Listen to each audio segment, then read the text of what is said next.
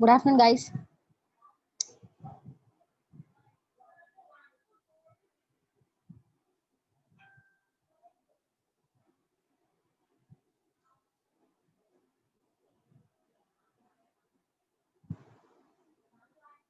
Mhm.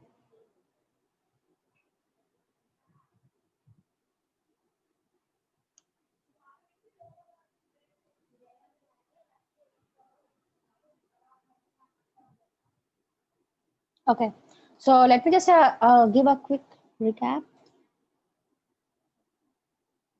Yeah, yeah. So like we got 2 days gap. So we are discussing about S3. Yeah. So S3 is basically a simple storage service where you can store any type of data. Excuse me, guys. Um, S3 is a storage for internet where you can store any type of data at any time and you can access from anywhere from the web or the internet.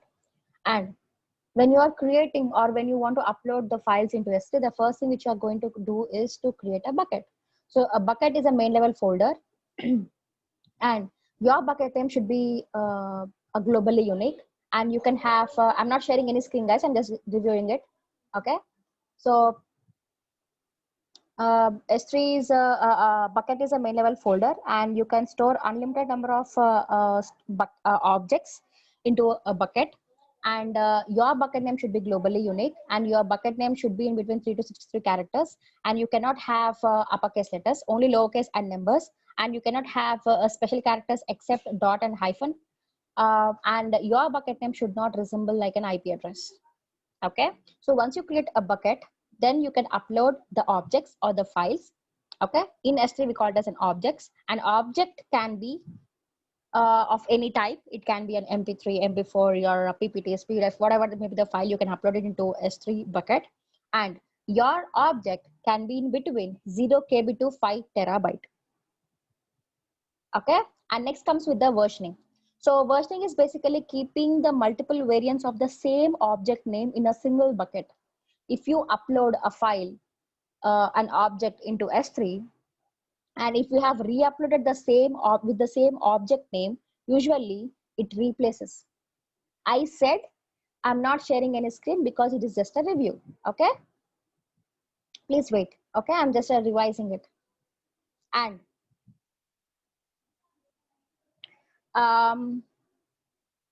when it comes to versioning, as said, versioning is keeping the multiple variants of the same object. Okay, and for example, if you re-upload the same object, what will happen? It will replaces the whole object. But if you enable the versioning, it will create another version of the same object name. And we also discuss about the storage classes. So we have 6 storage classes. One is basically the standard one, where we can access the data whenever we want it, and it will be retrieved in milliseconds. And we can keep it the data in standard when you are accessing very frequently. And next we have standard infrequent, where you access it infrequently, and whenever you are accessing it, maybe retrieving it, it should be immediately available for you. Then it is standard infrequent. And we also have intelligent tiering if you are not aware of the data access patterns. Okay, so if you're not aware of data access patterns, whether I want to whether I would access this object frequently or infrequently, what you can do, you can keep the intelligent tiering. Okay, and next comes with the one zone. So whenever you upload an object into S3, your object would be replicated in multiple availability zones for high availability. Okay, for high availability. But if you go for one zone, your object would be replicated in only one availability zone. That means you're actually compromising in the availability in one zone. Okay. And next we have Glacier. Basically, Glacier is for the backup data archival mode. Your objects would be stored in archival mode in Glacier. And you can retrieve the objects in Glacier from few minutes to hours, maybe 8 hours. Okay. And if you want to retrieve it in minutes, yes, you can do it in Glacier, but AWS would charge, excuse me, AWS would charge you for that. And we also have Glacier Deep Archive. So if you want to keep your data really deep, maybe like it would be at the cheapest one, where the retrieval times may take up to 12 to 16 hours. It may take days also. It all depends how much data you're retrieving it. Okay. And we also discuss about the eventual consistency. So eventual consistency is basically when you upload an object into S3, I said that it would replicate in multiple availability zones for high availability. Okay. If you re-upload the same object, usually it will replaces the whole object. So when it is replacing all the replicas in S3 bucket or in all the availability zones, if you immediately read, okay, so if you immediately read, you may get the old data. Okay, so it may take time to replicate. Just to show PPT also, madam. See, actually, I'm not going. I'm just randomly telling that I'm just not following the slides. Okay, 1 second. I'm not sure where they are. Okay. Share screen.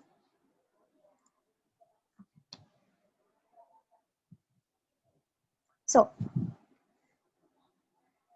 if you upload an object into S3 bucket, if you immediately read it, you would be getting the same version because it's a new object.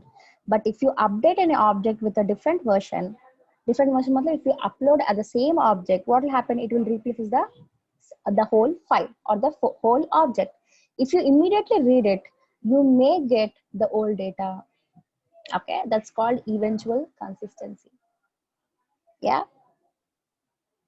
And we also discuss about the encryption, where we have server-side encryption and the client-side encryption. Okay. I'm not sure where that slide is. 1 second. Encryption.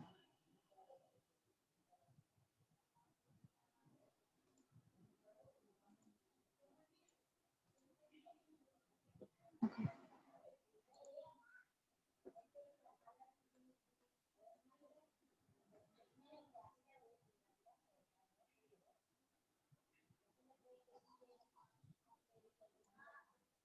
Okay. So we have two types of encryption. One is server side and other one is the client side encryption. Okay. So in server side,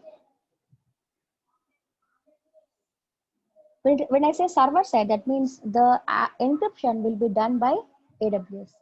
And when I say client side, the encryption will be done by the customer. But in server side and in the client side, we have three ways to manage or multiple ways to manage the keys. Okay. So if I can just go for encryption and coming to the keys, in server side, the encryption will be done by AWS and keys can be managed by AWS only. I mean to say S3. And other ways, encryption can be done by AWS, but keys can be done by customer by using a service called KMS in AWS. So, and both are managing the keys indirectly. And another one is the customer will manage his own key, but encryption will be done by AWS only. And when it comes to the client side, obviously the encryption can be done by the customer. Keys can be managed by the customer sometimes. Can be managed by customer with the service in AWS, which is KMS. Okay. And what else we discussed?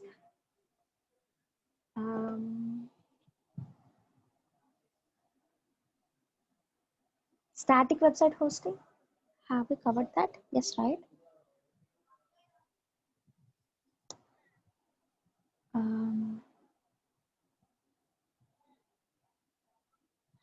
So we can go for static website hosting in S3. Okay. So what is the difference between static and dynamic? Okay, slides. Yeah. So what is the difference between the static and dynamic? So static is basically where your contents won't change from person to person. Let's take, I said no, my blog. If I want to create a blog or a website where you can see the contents of my syllabus, whatever I'm teaching, and about me, the contact us page and all. Okay, whoever sees it doesn't change. Okay, that means it doesn't have a database like you have for Gmail or the Facebook. Correct. Dynamic is user specific. Correct. So according to the credentials you give, the credentials, according to the credentials, you will get the data. Okay. So let's take a Gmail or Facebook or whatever. That means to store the credentials, you have a database. Okay. So if you have a database and if your content is changing, it's called dynamic website. And in S3, we can go for static website where you can just upload simple HTML pages and you can start hosting it. Okay.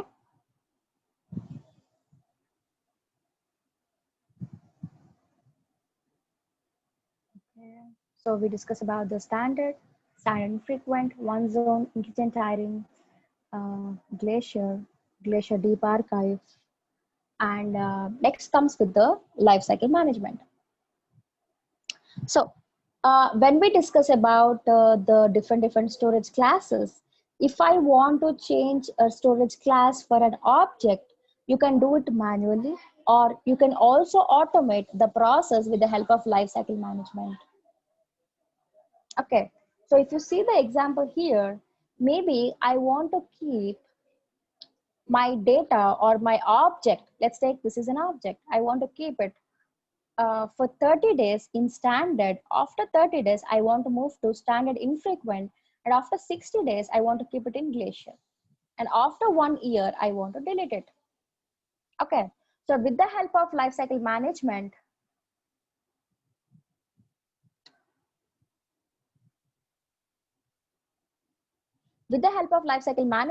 you can actually automate the process of moving an object from one storage class to a different storage class. And also you can enable the object expiration. Okay, so you need not need a resource to do all those things manually. Instead, you can automate it with the help of lifecycle management.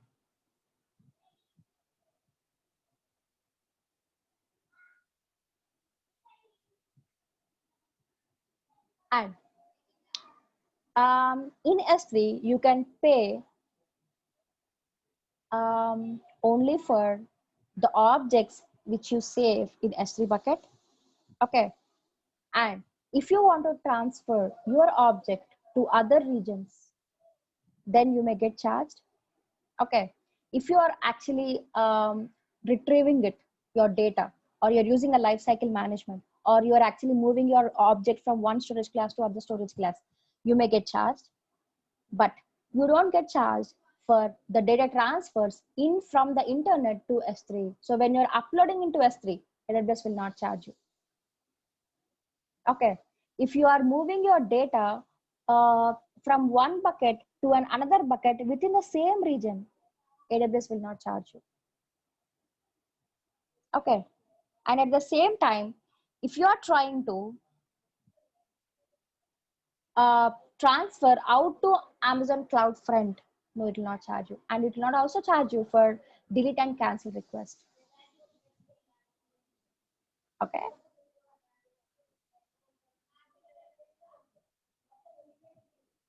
Next, moving data to and from S3.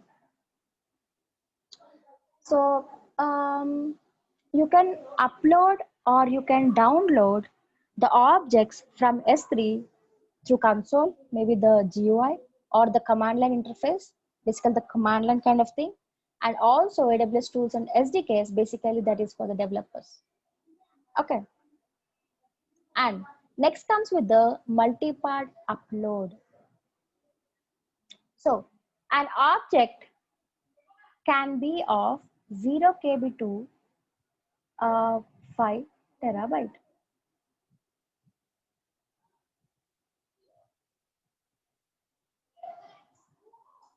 Okay. Now, if your object size is greater than 5 GB, okay, but the maximum is 5 TB, fine. If your object is greater than 5 GB, you need to go for multi-part upload. So what is multi-part upload? Your object would be divided into multiple parts and it will upload parallelly. If you see here, if you have an object and if you enable the multi-part upload, your objects were divided into multiple parts and it will start uploading parallelly. When I say parallelly, that means this part will not wait for the before part to complete. No, they will start uploading parallelly just to improve the performance and the speed. Okay, so if you're going for a bigger object, it's good to go for the multi-part upload. Okay, and another thing is if it is greater than 5 GB, you have to go for multi-part upload.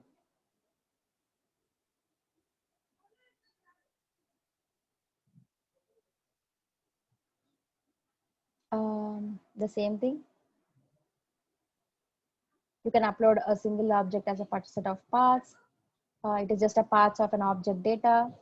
And once it divides to multiple parts, and S3 assembles again. And typically one used for files larger than 100 MB. So if a file is greater than 100 MB, usually people will prefer to go for the multi-part upload. Okay. And what are the advantages? We have quick recovery from network issues. For example, let's take like this. So it was divided into multiple parts and they are parallelly uploading. Okay. And when it is parallelly uploading, for some reason, if this part fails, okay, what will happen? You can restart this particular part which has failed. You need not restart the whole object. No. Okay, that is advantage going in multi-part. Okay, and ability to pass and resume the object uploads and improve throughput, obviously. Okay, is multi-part automatic or we need to do manually? It's a manual thing. You have to do it manually. Okay. And next comes with the S3 transfer acceleration.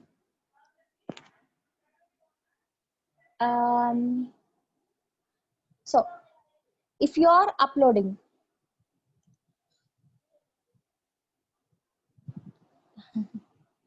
okay, so if you are uploading more objects, guys, one second, someone ping me.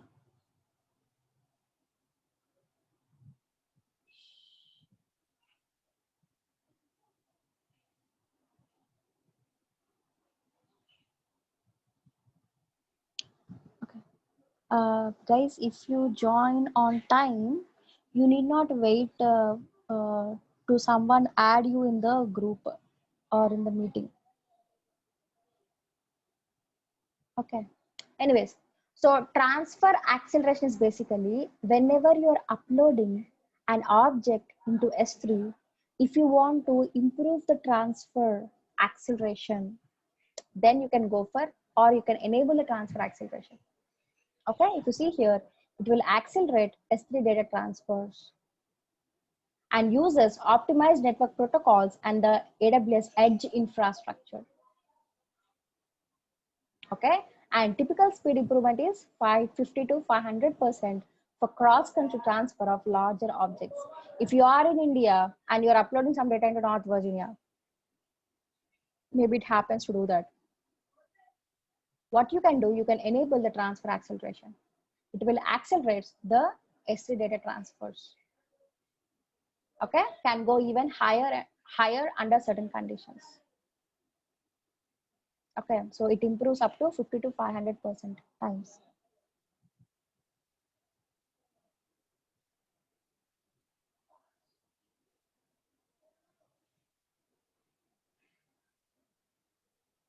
Fine, cool.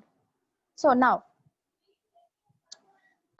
sometimes, see, maximum object size is 5 terabyte. It's okay. What if you want to upload 100 terabyte of data at a time? Okay. Yes, you can still do it through S3. Basically, we upload it in parts, right? Okay, so an object can be 5 terabyte, but you can upload multiple objects, and each object can be under 5 terabyte, but the whole volume itself is 50 to 100 terabyte. Okay, so you can still upload in S3 through internet, but it may take months. Instead, what you can do, you can use a service called AWS Snowball. Okay, so Snowball is not a service which you can see in the console. No, Snowball is a physical device, a hardware appliance, okay, which they would be delivering to our data center. Okay, for example, if we want to transfer 100 terabytes of data or 50 terabyte of data, what you can do, you can actually create a job in the console and AWS would deliver you a hardware appliance. It's like a suitcase. It looks like a suitcase. Okay. So they would deliver you a kind of a hardware appliance. It's a hardware appliance where you can plug in with supported protocols and you can transfer through cable. It's a network, not internet network. Okay, where you can connect it with high speed and you can transfer all data, and AWS or a local carrier on the behalf of AWS will take this a Snowball device and they will upload the data into S3.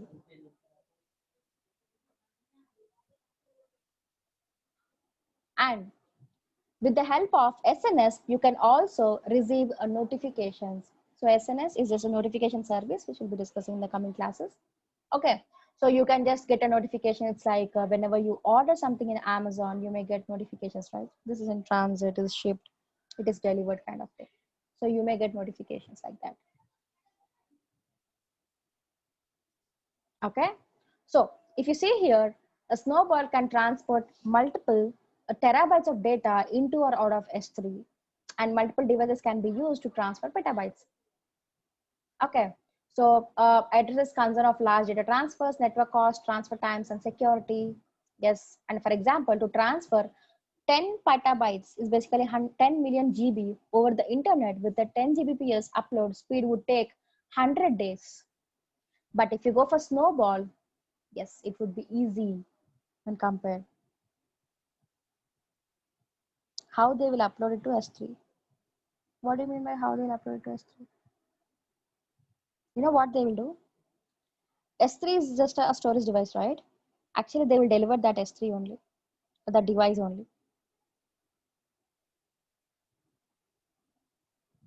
Exactly. Correct, correct, correct. With the cables, correct. With the physical cables, you connect it. Usually you do it through internet, right?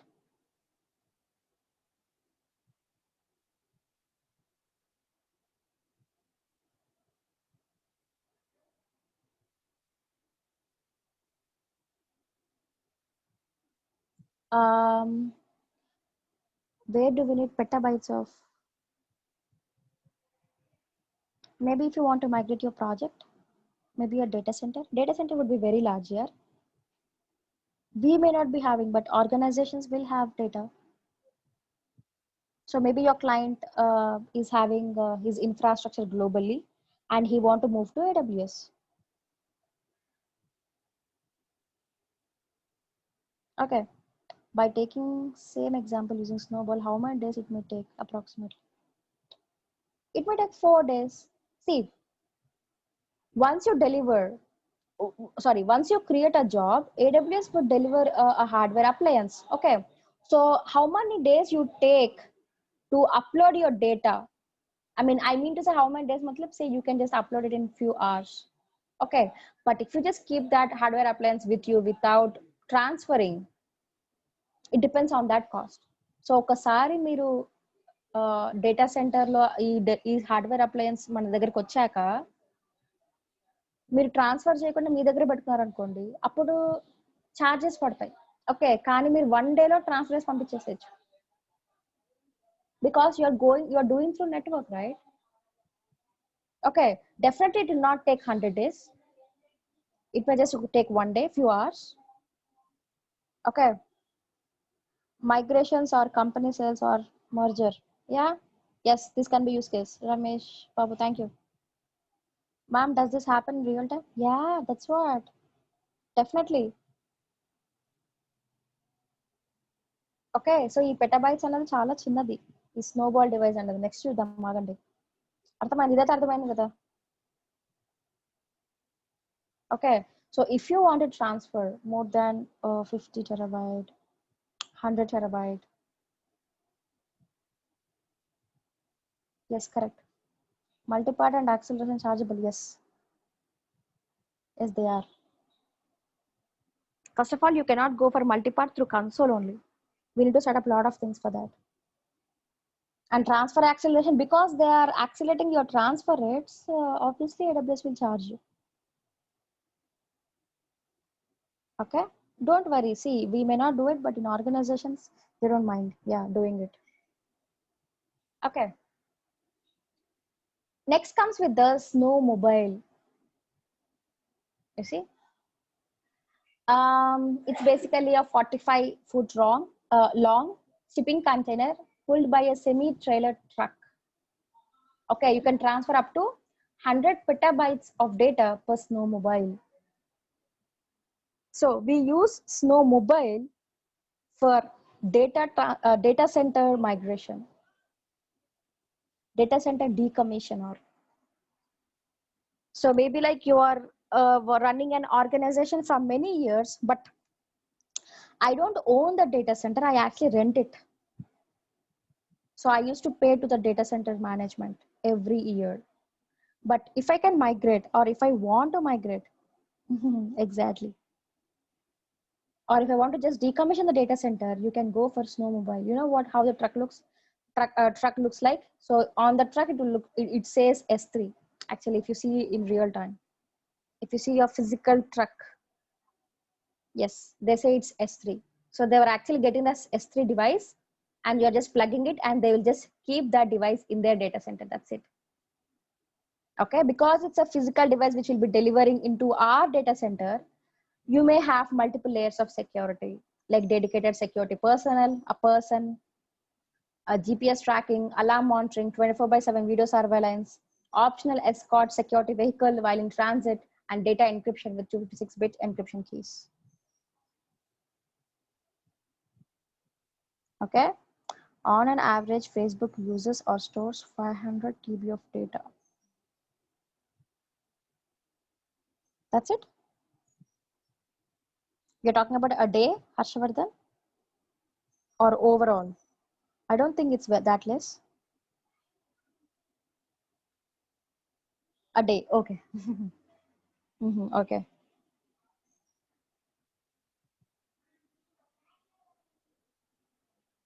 So because S3 is supporting unlimited storage, yes, you can store the data into S3, but S3 might be using a database because we are fetching, no? Okay, so we can actually use S3 as well as database, both. Yes, where we can keep the images in S3, but data about a person can be in 1 second, guys, a database. Uh,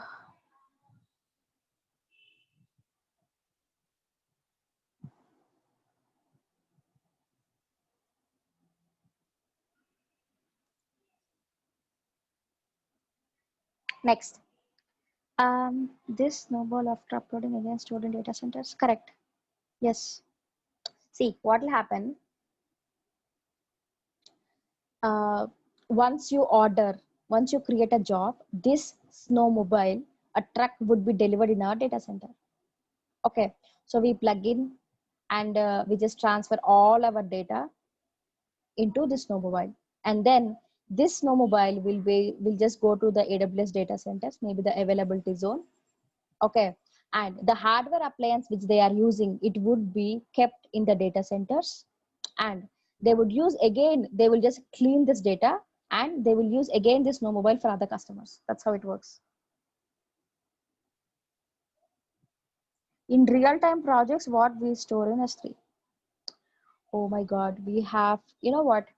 Um, if a project is using AWS, when I say they are using AWS, they will definitely use S3 because see, everyone will have some data to save, right? A project files, application storage, backups, everything. Yes, a big USB. Yeah, we can think like that. A snowmobile and a snowball supplied with a power source. See, let's think of a pen drive. Is that a power source?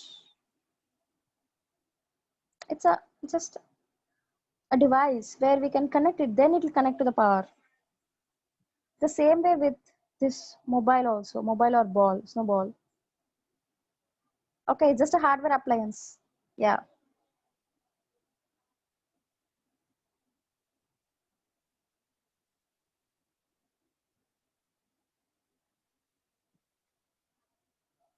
like log files.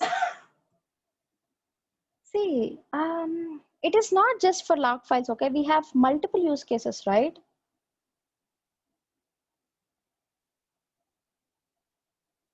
If you take a project, okay, project related information, okay, and backups, and if you want to store some data into that, what is present inside snowball truck? It's a hardware, yeah, a storage device. Yeah. ఇప్పుడు మన laptop లో C drive, D drive, ఈ drive ఉన్నాయి కదా, అసలు ఏంటవి? In our hardware we have a storage, correct, okay, storage. So hardware అంటే ఎలా ఉంటుంది? So they will have a chip normally where it is capable of storing data. The same way you will have a bigger one. అంతే.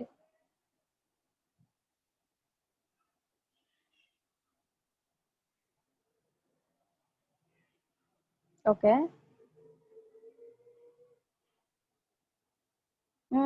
Exactly. నువ్వు ఈసీయా Chaitanya Krishna Reddy?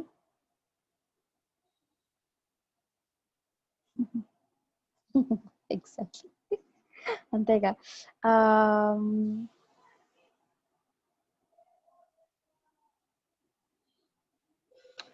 We can also store personal into S3. Yes, you can do it. How do we upload images and videos? The same way. 1 second, we'll go for hands-on soon.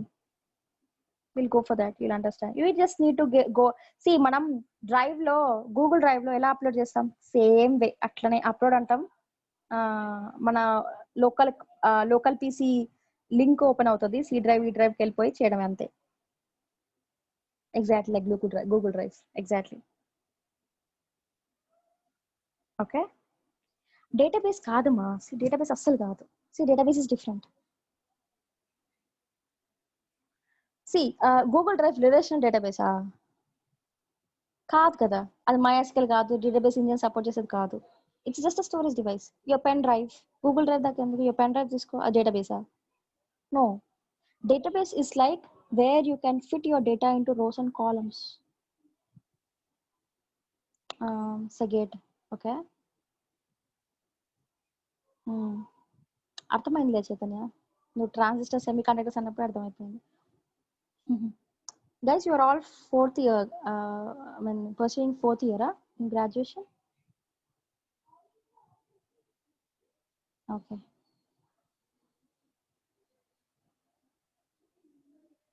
cool. మీరు డైరెక్ట్గా job try చేయొచ్చు ఇది అయిపోయినాక, మంచి future ఉంటుంది.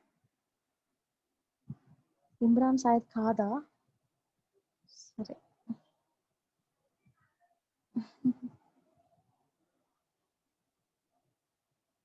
Just completed BTech, no problem, it's for them also. Graduation అయిపోయాక రావడం అనేది ఒకటి అయితే, రాకముందు నుంచి మీరు అవ్వకముందు నేర్చుకుంటున్నారు చూడండి, అది సూపర్. ఈ వాటర్ మీకు లక్ అట్లా కలిసిందండి. Good. So choosing the region for your architecture. So if you want to, yes we will do that. ఎక్కడ అసలు అయిపోతే ముందుకు వెళ్దామంటే అసలు అవ్వట్లే కదా. ఇప్పుడు S3 అయిపోగానే project VPC, we will do it. Maybe tomorrow or day after tomorrow we'll start. Okay, so first of all you have to choose a region by considering the compliance and the latency considerations. So what do you think is, are there relevant region data privacy laws? Can customer data be stored outside of the country? Can we meet your governance obligations? For example, if you want to store your client data into S3, first of all you should check whether this region is following some privacy laws which your client is actually expecting. And for example, if your customer is from India, and is he okay to store data in North Virginia, which is in US region? You need to check.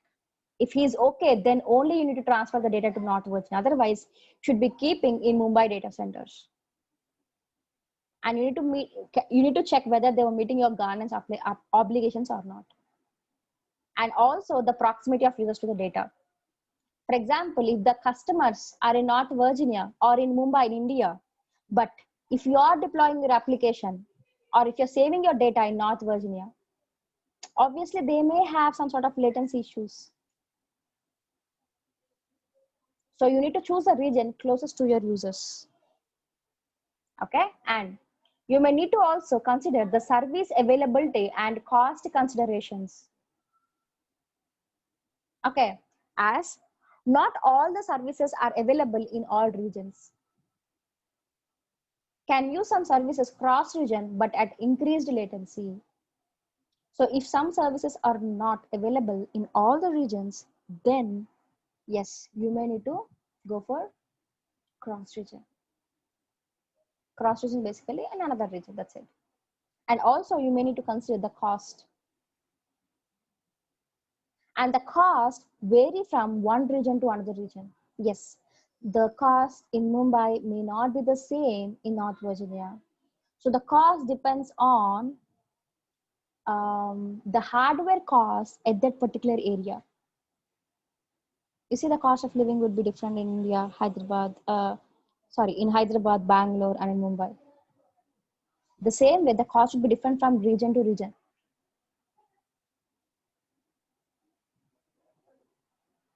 Okay, so the costs vary by region, and some services like Amazon S3 have cost by transforming data out, and consider the cost effectiveness of replicating the entire environment in another region.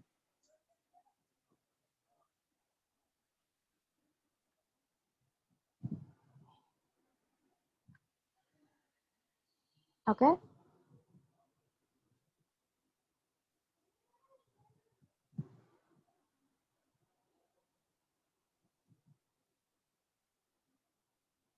Any questions, guys?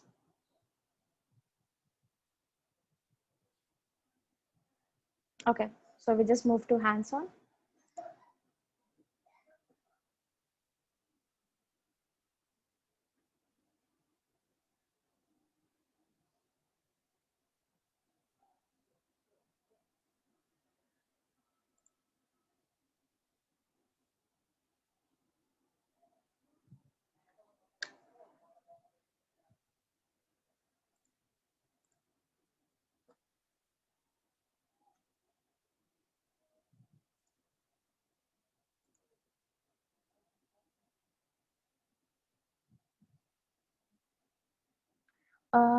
Snowball and Snowmobile are the migration services. If you want to migrate huge amount of data, so migrating through internet would be difficult.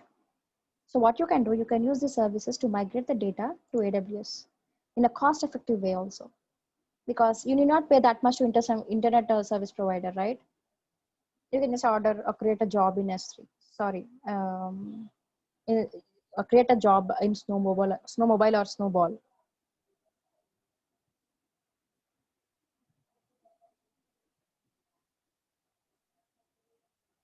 Yeah. So object storage is, in the last class I was telling, if it is a block level storage, for example, if I upload a file into EBS, okay. So a file would be divided into multiple blocks and it will store in different places by having a reference. So whenever you're retrieving it by the reference, it will just retrieve the whole object, or I mean to say the whole file. But if it is an object storage, when you upload a file into S3, the file would be stored as it is. It will not divide into multiple blocks. No. That is the reason it's called object level storage. It just stores the data as a whole. It don't divide into parts. No.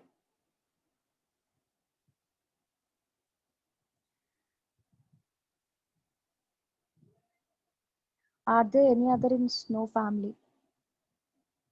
So we have a Snowmobile,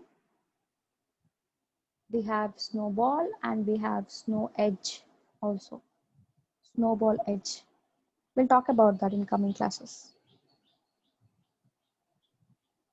Object comes under object store. S3 comes under object storage. Correct. Correct, Hemant.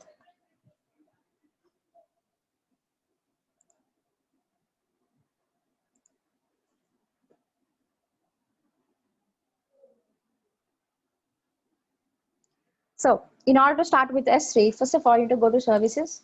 Under the services, you have S3. Just click on S3 and you would be directed to the S3 dashboard. So as said, the first thing which you need to supposed to do is creating a bucket in order to upload. Okay, you can just create a bucket. And so what we'll do, we'll just try to go for hosting a static website in S3. Okay, so let's create a bucket name, and your bucket name should be globally unique. So if I try to go for pictures directly, and if I try to create a bucket, it throws an error telling that bucket with the same name already exists. But if you see here, I don't have any buckets. You see, I don't have any buckets. But someone somewhere in the world is using the pictures as a bucket name. Okay, and you cannot go for caps. No.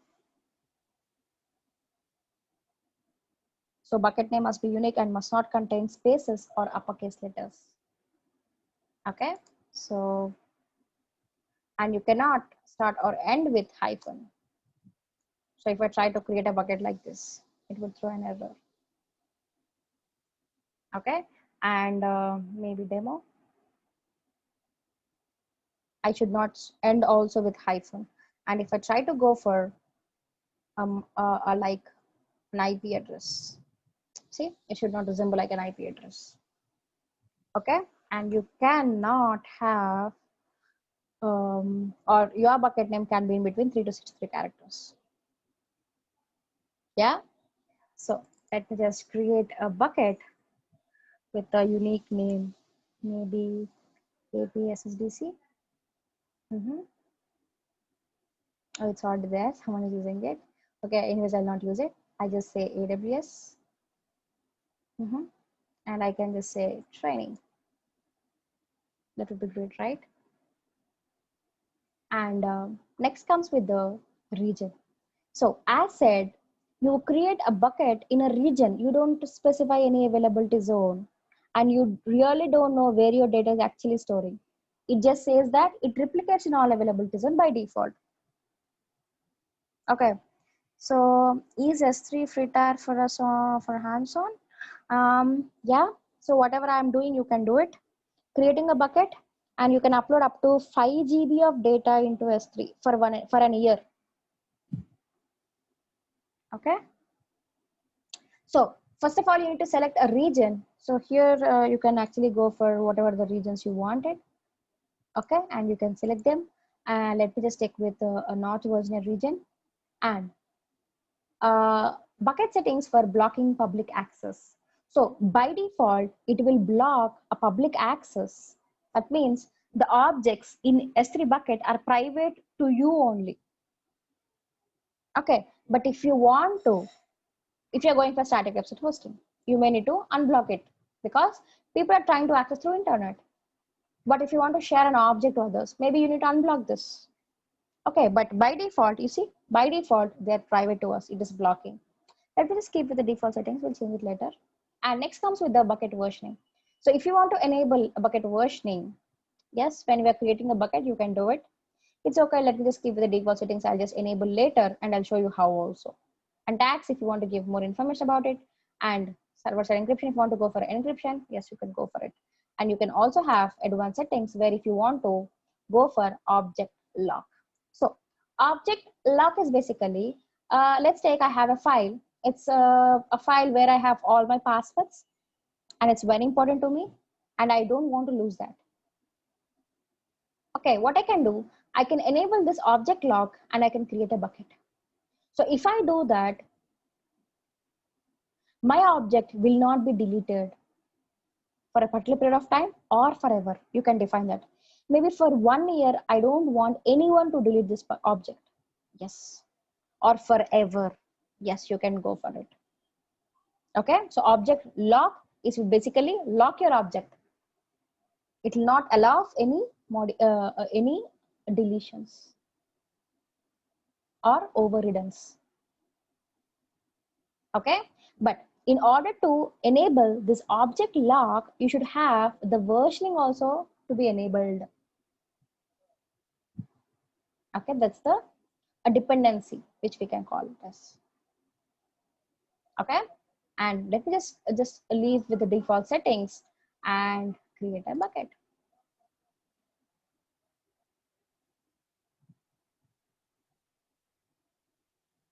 Can we attach our S3 bucket as a data volume to an EC2 instance?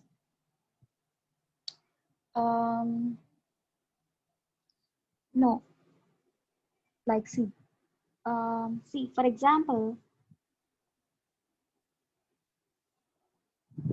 you can write a code in EC2, maybe your application code, in such a way that whenever a user is trying to upload an invoice, okay, that invoice can be stored in S3. Yes, you can do that, but you cannot make a data volume for an EC2 instance. No, you cannot do it. But through S3 through EC2, you can store data in S3. Yes, it's possible. We do have a significance of the EBS volumes here. You cannot replace the EBS volumes with anyone. Correct. Correct. Yes, you can do that. You may need to write a script, or actually through application you can do that. That's basically for developers, I can call. Yeah. So we are architects, right? So we usually guide developers to do that because they are the one who is coding, right? Okay, so once you create a bucket, what you can do, you can just click on it and open the bucket where you can upload the objects. Okay, So let me just go and upload it. You can drag and drop, or you can also add files.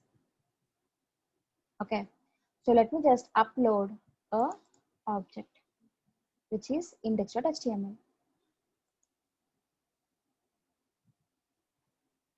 Okay, if you see here down, it was actually in progress because it's very small file, just uploaded very fast. 0 in progress, 1 section, 0 error. Okay, so if I replace, if I upload the same object again, it replaces the whole object, first thing. Okay, see, when I'm uploading it, you see the progress down. It will be very fast, you see, 100% successful. So if you are uploading an object, you can see the progress, how much percent is happening.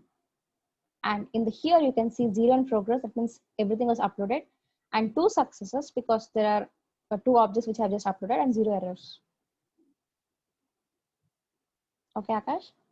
Now, what I would do, I would just go and before going for static website directly, let me just show you the versioning, how versioning works. So in order to enable the versioning, you can just go to the properties, click on the versioning, and enable the versioning. Save it. Okay, as soon as you enable the versioning, if you can just go back to the overview, you can see the versions. Before it was not there, if you have not noticed. Okay, so now if I re-upload the same object again, it creates multiple versions of the same object. Let's do that. So let me just upload and go for index.html again. So it started uploaded and it has replaced. If you see here, this is the time to just now, but I'm not seeing any versions here. So in order to see the versions, so if you see here, you need to go for show. So here I have error.html and index.html. I have re-uploaded the index.html. And if you see here, this is the latest version, this is the previous version. It uploaded to 56 and it's uploaded into 58. And this is the version ID. And this version ID was actually created by AWS S3 randomly. We don't have control over the version IDs, no. Okay, and if you see here, it is showing as null. So this I have uploaded before I enabled the versioning. That is the reason it is showing as null. Okay, so let me just click on this, go to actions, and let me delete this first of all. Okay, so now I just have index.html, and this is the object I have uploaded before enabling the versioning. And after enabling the versioning, if I re-upload the same object name, I got a different version ID. Okay, so now if I re-upload, just upload error.html, you see here, because I have uploaded after enabling the versioning, this has a version ID. Because I have uploaded before enabling the version, this is having null as an initial version ID. Okay, that means if you don't enable versioning at all, by default, that object will have the version ID as null.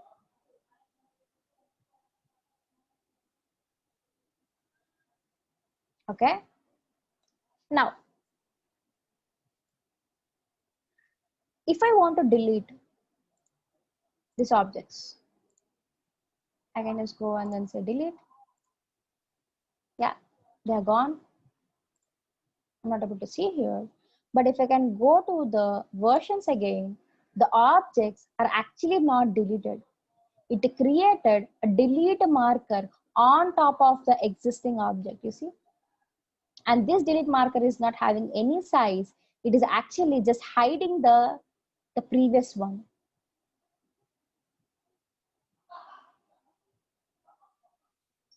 Okay, now if you enable the versioning, we can actually avoid accidental deletion of objects, because it won't delete the object. If you delete it, it creates a delete marker. That is the reason we are not able to see it.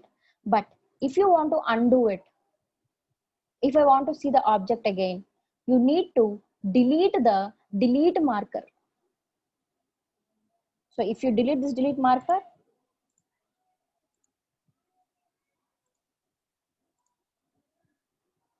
I can again see the latest versions. You see, I can again see these objects as the latest versions, the previous objects as a, or the previous versions as the latest objects. Okay, so whatever we upload at a once is one object, correct? So this array.html is an object, index.html is an object. So object is just a simple file which you upload in S3 bucket. Okay, Teja?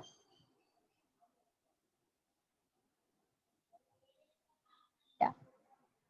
And if you see here, as soon as I upload an object into S3, it is showing standard as storage class.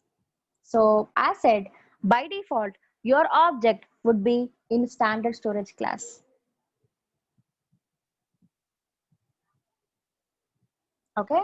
Now, if I want to change the storage class of an object, you can just click on this object.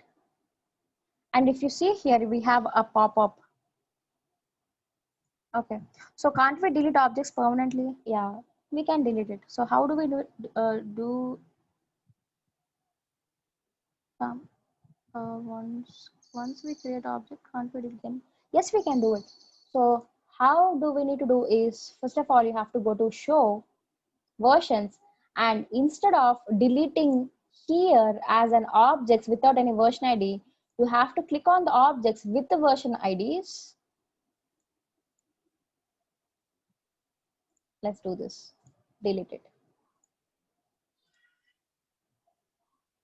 Now the actual deletion happened, and you see, you will see only this as the latest version, only one. If you don't want to delete this, if you don't want this also, you can just click on this with null as version ID and delete it.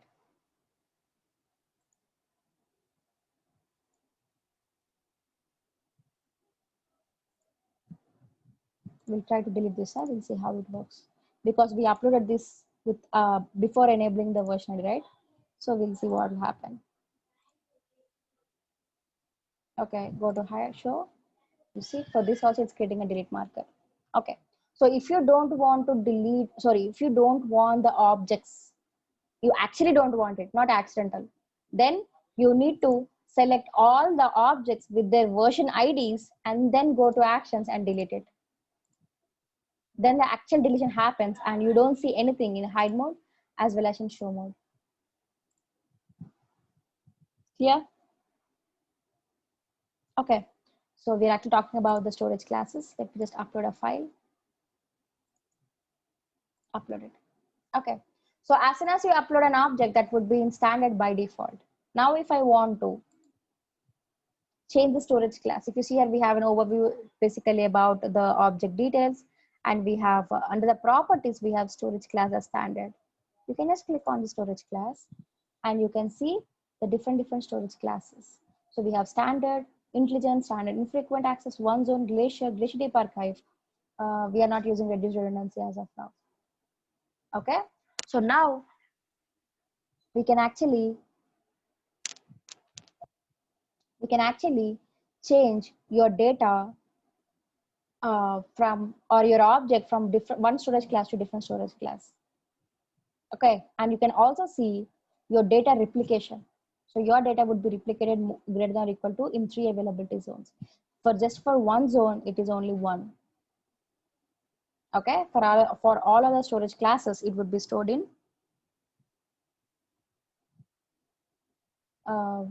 we can store in 3 availability zones. Okay, and you also have minimum storage duration. If you see here, for standard, we don't have. So if you upload an object in standard storage class, you can upload it at any time, any point of time, and you can also delete it. But If other than standard, for all other storage classes, you have to keep a minimum of this much of duration. Okay, so if I keep my data into intelligent tiring and if I save it, even if I delete it or not later, doesn't matter. You would be get charged for the 30 days by minimum. I mean, yeah, for minimum. In the same way, we have 90 and 180 for Glacier and Glacier Deep Archive. Okay, so even if I delete it, yes, it will charge me. So as I'm not enabling it, that's okay. But I'm showing you how to change at the object level. Now, I have thousands of objects. And now I want to change the storage class from standard to intelligent or standard to Glacier. So clicking on each object and doing a manual process is not a good way. It's not an efficient way to do that. So what you can do, you can go for lifecycle management. Okay. So how do we do it? Ma'am, we can do empty HTML page or not. Empty HTML page. Ah, it's also an object. Yes, we can do that. I just randomly uploaded some page here.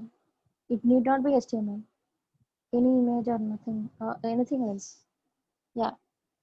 So how do we go for lifecycle management? You can just go to management here, add a lifecycle rule. So the first thing is you need to give a rule, maybe a rule 1. Okay. And you can apply this lifecycle rule for all objects in a bucket, or you can also limit the scope to a specific prefix or tags. Maybe I want to change the storage class of the buckets only which starts with 2020 or 2019 or 2080 or only ends with .jpeg, .png or .ppt. Yes, you can do it. So because we don't have any use case, you can just click on this, apply to all objects and go to next. And here you can go for the transitions. So how do you want to automate it? First of all, do you want to automate for the current version or the previous versions? For example, if you enable the versioning, you will have previous versions and latest version. So do you want to change for the previous versions or the current versions? Maybe you want to keep the current versions in standard and other ones in another storage class. So you can just click on it accordingly. So it just opens the same thing. Let me just show you one for one. Okay, so you can just enable that and add the transition. So by default, our storage class would be in standard. Okay, so from standard, you can move to different storage classes. Maybe to standard and frequent, intelligent tiring, one zone, Glacier, and Glacier Deep Archive. So you can just click on one by one like this. So you see the days are automatically calculating because we have the minimum duration. It is telling moving a small objects to Glacier or Glacier Deep Archive will increase the cost. That's okay. We are just seeing, we are not actually enabling it. You can add like that. And you need not select all the storage classes. No. Maybe you want to directly move to Glacier. Yes, you can do that.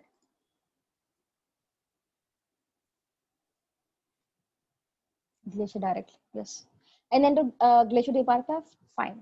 But if you see here, once I have moved my data to Glacier, I cannot go back to the previous ones. You see, these are all got disabled before Glacier. I can go to the below the Glacier ones. At the same way, if I go for intelligent, skipping this, my next would be after intelligent. I cannot go for standard and frequent. So they are not randomly in an order. They are in a particular order, significant. I mean, specifying something. Okay. So once you move down, you cannot go up. You can download and re-uploading, that's a different case. But transition cannot happen like that. Okay, so accordingly, you should be moving your data into different storage classes. At the same way, you can do the same for the previous versions also. Okay, because we are not doing standard the storage class transition, let's go for the expiration. So we also seen that with the help of lifecycle management, not only the transitions, you can also go and enable the object expirations. So here also you have current versions and the previous versions. Maybe you want to delete the previous versions after a few days, or the current version, you can enable it.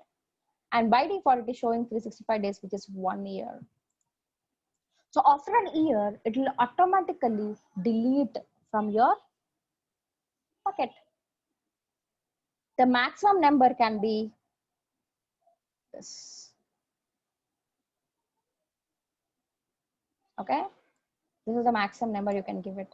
I don't know how many years is that. Fine. And you can also enable this to clean up the expired object delete markers, maybe if they're expired, or you can also clean up incomplete multi-part uploads. Yes, if there are incomplete multi-part uploads, yes, you can just delete them so that it will not cost you unnecessarily. Okay, because I have not enabled any transition or the expiration, I will not be able to go for the review screen and create a rule. But yes, we can do it in this way. And next, now what we'll do, we'll just go for static website hosting, the last one. So let me just go and create another bucket for that. So let me just create another bucket. So this time I just say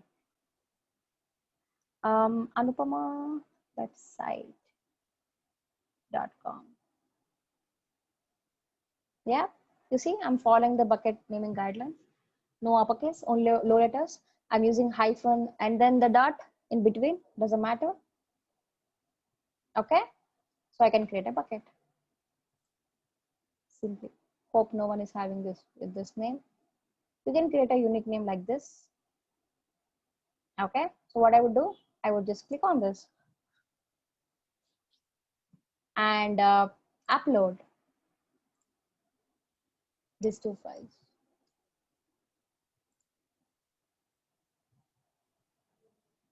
And say upload. Okay, once you upload into S3, what you can do is you can go to properties.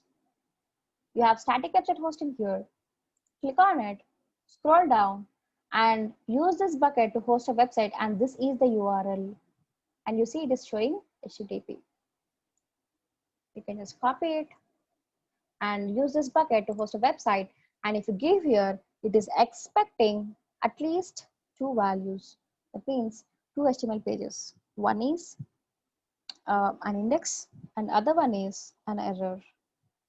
Okay, so you need not give the same name. It is just showing you can just give home.html also. It is just that the name which you give here, it should resemble the names in the names of the objects. I can tell in this way. Okay, so click on the static website hosting, use this bucket to host a website, and even my objects are also named as like this: index.html and error.html. And you can copy this URL, save it, copy it and save it. Now it is hosting the bucket. Now if I can go and try to host it with the URL, and you see this URL is having my bucket name like this, say .com. I'm just randomly just created it, but usually no one will use the direct URL like this. You see, it's not user friendly. And here you can see all the details about the bucket name.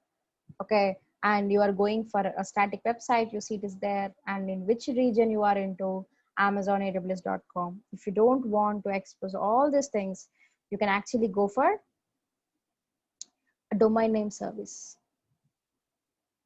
Where you can create a domain names.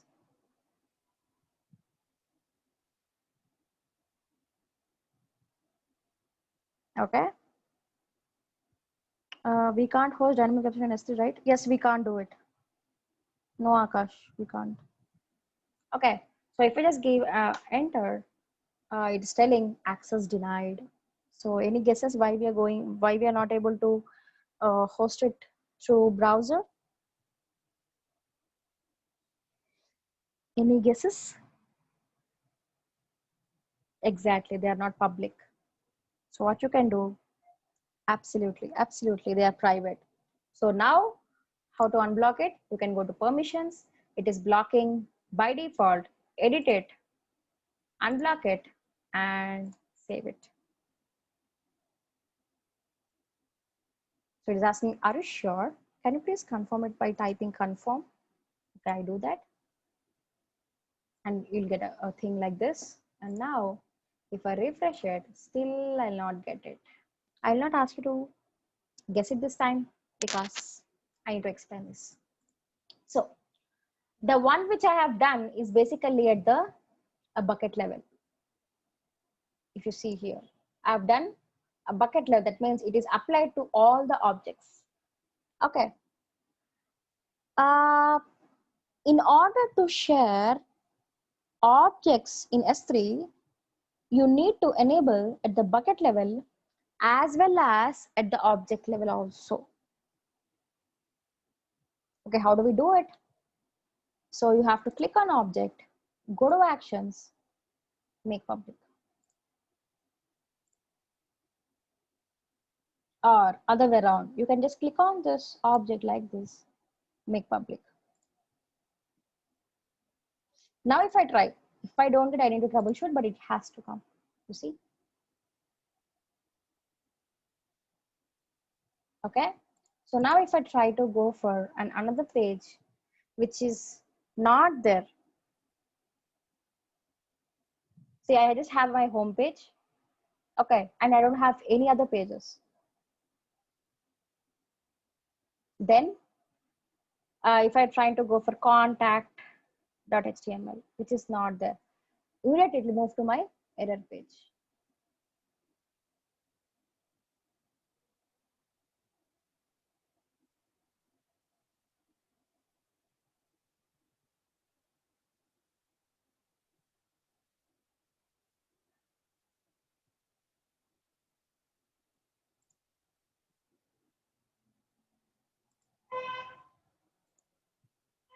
You see, it took this much time, I don't know.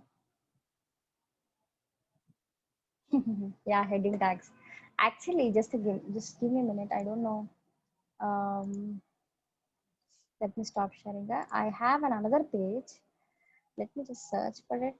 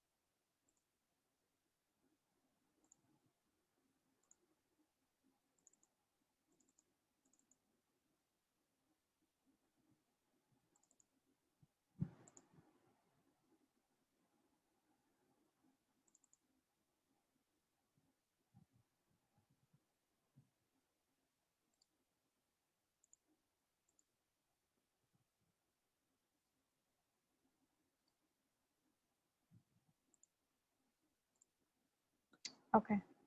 So if you can see here, what I'm just went to another path. I'm just uploading all the things. Okay.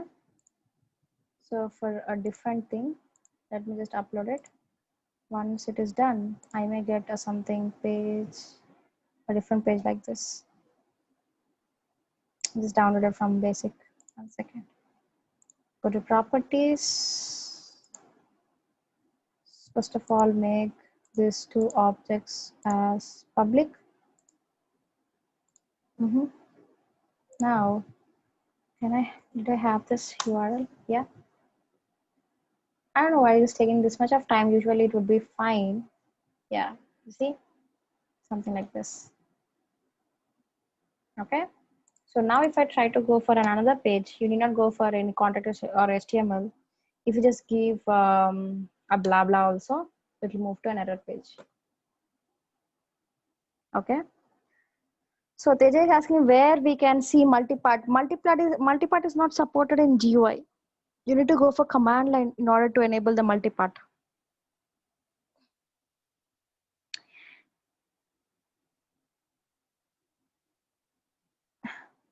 Chaitanya, see, we can go for multipart if your object size is more than 5 GB, not 5 TB. Object maximum size is 5 TB, I agree, but you can go for multipart, or you need to go for multipart if your object size is greater than 5 GB only. Okay, and it is not that you cannot go for multipart only if it is 5 GB. You can go for even if it is below 5 GB, even for 100 MB also. I already explained, Aisha, lifecycle management is basically the automation of moving your object from one storage class to a different storage class. See, initially my object by default will be in standard. Okay, now I want to move to standard infrequent or glacier directly. Okay, see, I upload an object today, I'll upload another object tomorrow, and I'll not upload all the objects in a single day. I'll upload over a period of time. Okay, so after 30 days, for each object, I need to move to glacier. For example, today is 24th August. After August, September. Okay, so the objects which I upload on August 24th need to be moved to glacier in September 24th.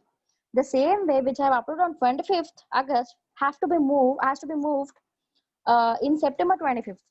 So if I want to change or transition of the object storage class, or if I want to automate the process, then you can go for lifecycle management. And another thing is you can also go for object expiration also with the help of lifecycle management, where after 2 months, maybe after 30 days, it has to move to glacier, but after 6 months, I can just say, I just want to delete it. Yes, that also you can do it with the help of lifecycle management.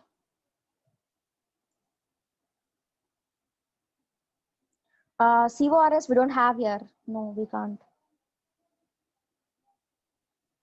Cross origin, no, it is not possible. In intelligent tiring also we can manage, no ma'am, but it takes cost and we don't have control depending on our access depends. See, in intelligent tiring, if you are not aware of whether you access the data frequently or infrequently, then you will move to intelligent tiring. But you cannot use intelligent tiring if you want to move your data to glacier. No, it will play around only from standard to standard infrequent, only these two storage classes.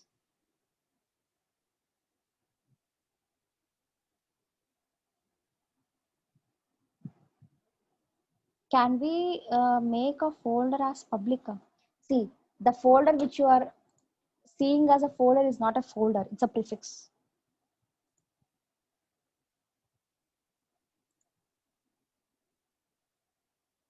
Okay, so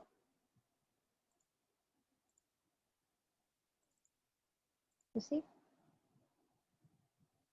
so folder is just a way where you can go inside and you can make again objects public like this. You cannot make a prefix as public. No, it is not a folder, it is just a prefix. When I say prefix, this object is represented as the whole URL /test / this one. This is a prefix, but it looks like a folder. They call it as a folder, but it is not. You can just Google it, you'll get it.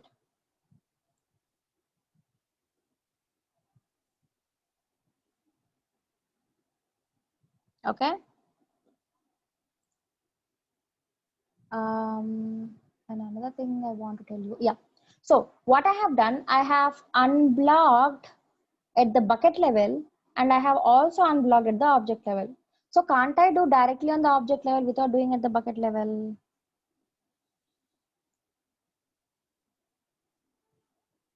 So if you see here, in this bucket, I have updated or I have unblocked at the bucket level as well as the object level.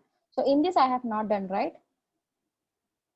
So if I can just click on an object directly, and if I want to make public, you see, it is not yet even enabled it, it just disabled it. That means if you want to make an object public, you have to definitely unblock it at the bucket level. Then you come at the object level, and if you have 10 objects and you want to make only one object public, yes, you can do that. Okay, so that's the importance of doing at the bucket level as well as at the object level. And what you're asking?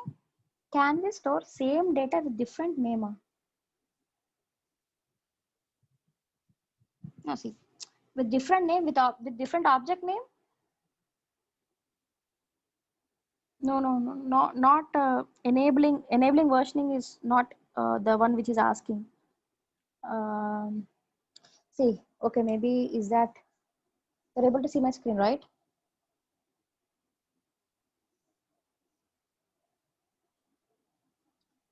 I have hi in file.txt. I have hi again in file2.txt. Okay, so you're asking, can we store same data with different name? Is that you're asking, Shanmukh? You can do that. There are two different object names now. Even if you enable versioning, this is another object, this is another object. There are two different objects. You don't get versions out of it. No, when I say, you see, you have to listen to it carefully. You see, when you re-upload with the same object name, I keep on insisting that if you have updated this to hello and enable the versioning, then it creates file.txt version 1, version 2, like that. Yeah.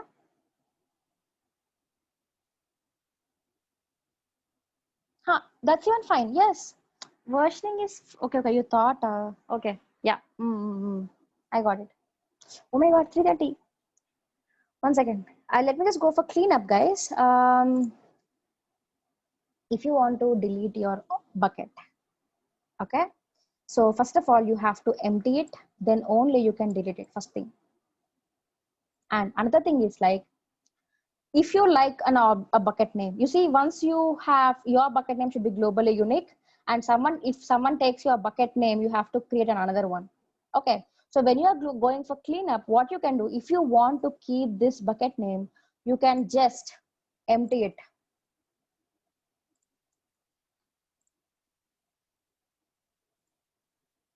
Okay, when I say empty it, it deletes all the objects in the bucket.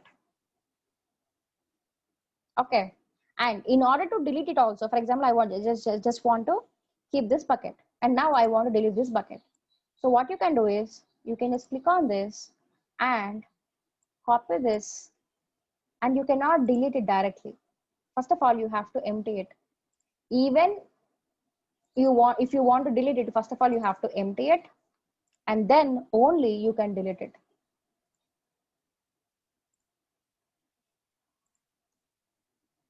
And it is still deleting a bucket cannot be undone. Once you delete it, it is gone. So you can keep it with you. Yes, you can keep it with you if you want to use this bucket name again. Okay, but if you want to delete it, first of all, you have to empty it and then delete it. Okay, so what we'll do, if you have any questions, we'll just discuss tomorrow.